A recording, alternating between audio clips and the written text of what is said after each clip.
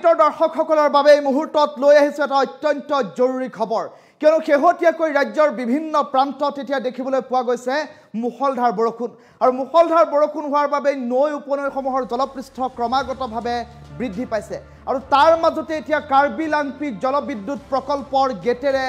এৰি দিয়া হৈছে পানী আৰু হুৰাহুৰে পানী এৰি দিয়াৰ ফলত এতিয়া বৰপানী নদীয়ে এক প্ৰকাৰ ভয়ংকৰ ৰূপ ধাৰণ কৰিছে যাৰ ফলস্ফূৰ্তিত মধ্য অসমৰ বিভিন্ন প্ৰান্তত এতিয়া মহাপ্লাৱন দেখিবলৈ পোৱা গৈছে এই মুহূৰ্তৰ সকলোতকৈ ডাঙৰ খবৰটো টাইম 8ৰ দৰ্শকসকলক জনোৱাৰ চেষ্টা কৰিছো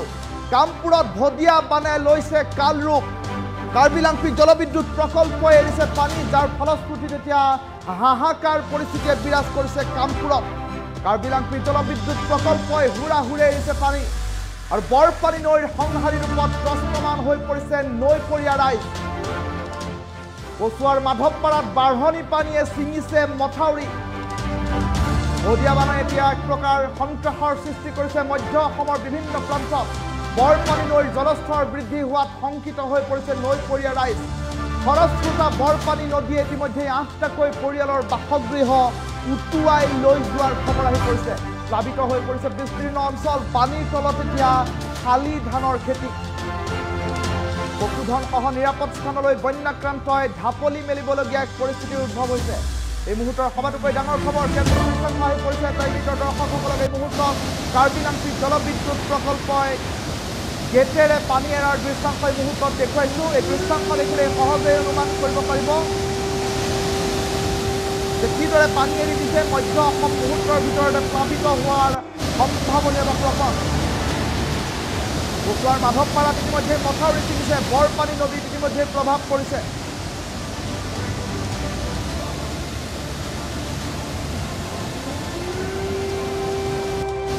কাৰ্বি লাংপিক জলবিদ্যুৎ প্ৰকল্পই কেইবাখনো গেটেৰে হুৰাহুৰে পানী এৰি দিছে আৰু বৰপানী নৈৰ সংহাৰী ৰূপত এতিয়া ত্ৰস্তমান হৈ পৰিছে নৈপৰীয়া ৰাইজ কচুৱাৰ মাধৱপাৰাত ইতিমধ্যে বাঢ়নি পানীয়ে মথাউৰি ছিঙি লৈ যোৱাৰ খবৰ আহি পৰিছে আমি টাইমিটৰ দুখনকৈ উইণ্ডো দুটা দৃশ্যাংশ দেখুৱাবলৈ চেষ্টা কৰিম এয়া বৰপানী নদীত প্ৰভাৱ পৰিছে কাৰ্বি লাংপিক জলবিদ্যুৎ প্ৰকল্পই ইতিমধ্যে গেটেৰে পানী এৰি দিছে আৰু আনফালে কামপুৰৰ কেতবোৰ পৰিৱেশ আছে কামপুৰত এতিয়া কেনেধৰণৰ পৰিৱেশে বিৰাজ কৰিছে এয়া কামপুৰৰ পৰিৱেশ দেখুৱাইছোঁ কামপুৰত এতিয়া বিস্তীৰ্ণ অঞ্চলত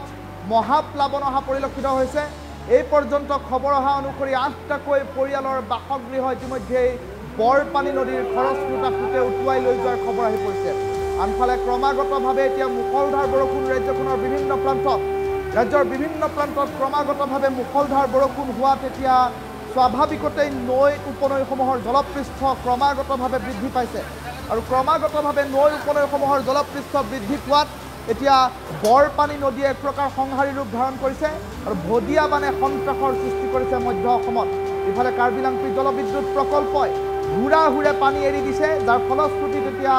কামপুৰ ৰহাকে আদি কৰি বিভিন্ন প্ৰান্ত মধ্য অসমৰ বহু প্ৰান্ত এতিয়া প্লাবিত হোৱাৰ সম্ভাৱনীয়তা প্ৰকট আৰু ইফালে মথাউৰি ছিঙিছে কামপুৰত 8টাকৈ পৰিয়ালৰ বাসগৃহ উটি গৈছে নদী ৰাজপথ পথাৰ সকলো এতিয়া এক প্ৰকাৰ একাকাৰ হৈ পৰা পৰিলক্ষিত হৈছে এই মুহূৰ্তত কামপুৰৰ দৃশ্যাংশ টাইমিটৰ দৰ্শকসকলক দেখুৱাইছোঁ উইণ্ডোৰ সহায়ত এই মুহূৰ্তত আমি দুটাকৈ দৃশ্যাংশ দেখাম এফালে কামপুৰৰ মহাপ্লাৱনৰ দৃশ্যাংশ দেখুৱাইছোঁ আৰু আনফালে কাৰ্বি লাংপিক জলবিদ্যুৎ প্ৰকল্পই কিদৰে হুৰাহুৰে গেটেৰে পানী এৰি দিছে সেই দৃশ্যাংশ আমি দেখুৱাইছোঁ কাৰ্বি লাংপিক জলবিদ্যুৎ প্ৰকল্পই প্ৰায় 5খনকৈ গেটেৰে পানী এৰি দিয়াৰ পাছতে এতিয়া কামপুৰত মহাপ্লাৱন শেহতীয়াকৈ 3টা বানপানীয়ে গৰকি গৈছে এইটো বানে ধোৱা কামপুৰৰ অঞ্চল আৰু মাধৱপাৰাত এতিয়া দেখিবলৈ পোৱা গৈছে মথাউৰি ছিঙি এক প্ৰকাৰ হাহাকাৰময় পৰিস্থিতিয়ে বিৰাজ কৰিছে চাৰিওফালে কেৱল পানী আৰু পানীৰ মাজতে টুপি বিশুদ্ধ খোৱা পানী বিচাৰি বৰ্ণাঢ্যই কৰিছে হাহাকাৰ নিৰাপদ দূৰত্বলৈ পশুধন সহ ঢাপলি মেলিবলগীয়া এক পৰিস্থিতিৰ উদ্ভৱ হৈছে মুহূৰ্তৰ ভিতৰতে কাৰ্বি লাংপিক জলবিদ্যুৎ প্ৰকল্পই পানী এৰি দিয়াৰ পাছত এতিয়া ভয়াৱহ পৰিস্থিতিৰ সৃষ্টি হৈছে মধ্য অসমৰ পাৰ্শ্বৱৰ্তী অঞ্চলসমূহত আৰু ইতিমধ্যে আঞ্চলিক বতৰ বিজ্ঞান কেন্দ্ৰই 24 আগষ্ট পৰ্যন্ত বৰষুণ হোৱাৰ সম্ভাৱনীয়তা প্ৰকট কৰিছে আৰু ইতিমধ্যে দেখিবলৈ পোৱা গৈছে ৰাজ্যখনৰ বিভিন্ন জিলাত আজি পৰ্যন্ত আছে ৰেড এলাৰ্ট আৰু তেনে পৰিপ্ৰেক্ষিতত বতৰ বিজ্ঞান কেন্দ্ৰই বৰষুণৰ আগলি বতৰা দিয়াৰ মাজতেই এতিয়া বানপীড়িত অঞ্চলবাসীলৈ এটা বেয়া খবৰ কিয়নো ক্ৰমাগতভাৱে বৰষুণ হোৱাৰ পাছতে এতিয়া নৈ উপনৈসমূহৰ জলপৃষ্ঠ বৃদ্ধি পোৱাত কাৰ্বি আংলং জলবিদ্যুৎ প্ৰকল্পই গেট খুলি দিবলৈ বাধ্য হৈছে, যাৰ ফলশ্ৰুতিত এতিয়া বৰপানী নদীত এক প্ৰকাৰ খৰচ প্ৰকাশ আহিছে। 8টাকৈ পৰিয়ালৰ বাসগৃহ ইতিমধ্যেই উটি গৈছে পানীত আৰু সমান্তৰালকৈ এতিয়া নিৰাপদ দূৰত্বলৈ লামলাখতো সামৰি ঢাপলি মেলিবলগীয়া হৈছে বন্যাক্ৰান্ত জনতা। টাইম মিনিটৰ দুখনকৈ উইণ্ডত দুটাকৈ দৃশ্যাংশ এই মুহূৰ্তত টাইম মিনিটৰ দৰ্শকসকলক দেখুৱাই আছোঁ। আমি মাদাৰপাৰাৰ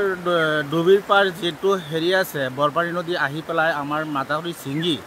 আমাৰ ইয়াত 8-10টামান গাঁও একেবাৰে তলত গৈছে,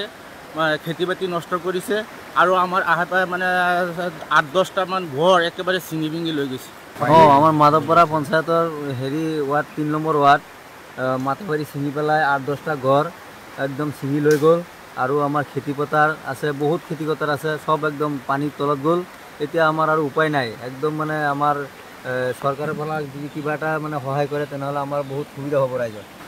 মই কি ক'ম, মইতো এইটো চব কিবা ভাঙি গ'ল, ইয়াতে মাথাউৰি ছিঙি দোকান বাট আছে এটা আৰু ঘৰ বাৰী আছে, ঘৰ বাৰীটো ভাঙি গ'ল।